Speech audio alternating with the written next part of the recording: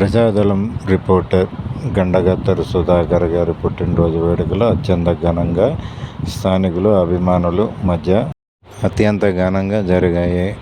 నా పుట్టినరోజు వేడుకలకు వచ్చిన ప్రతి ఒక్కరికి పేరు పేరున ధన్యవాదాలని కృతజ్ఞతలు తెలిపారు గండగత్తరు సుధాకర్ గారు.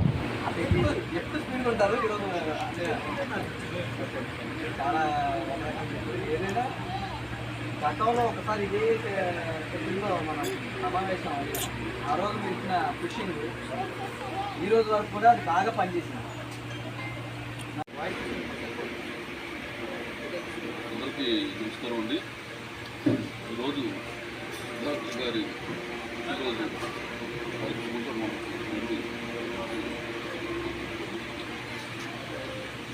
నేరుగా 2 మాటలు చెప్తే చెప్తాను.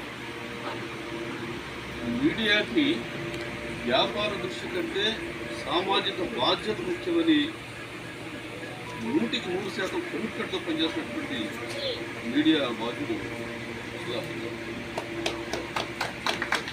జర్నలిస్టుగా తన నైపుణ్యం మొత్తాన్ని కూడా ఆ పాయింట్ మీద ఎక్కువగా ప్రొజెక్ట్ చేస్తూ ఉంటాడు.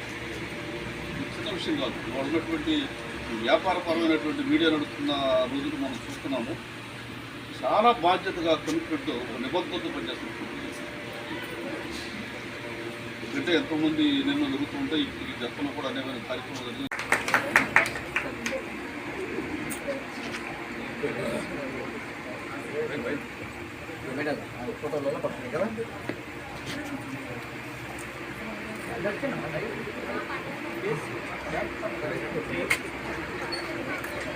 చేసినటువంటి సోదరులందరికీ కూడా పేరు పేరున ధన్యవాదాలు కృతజ్ఞతలు తెలియజేస్తా ఉన్నాం.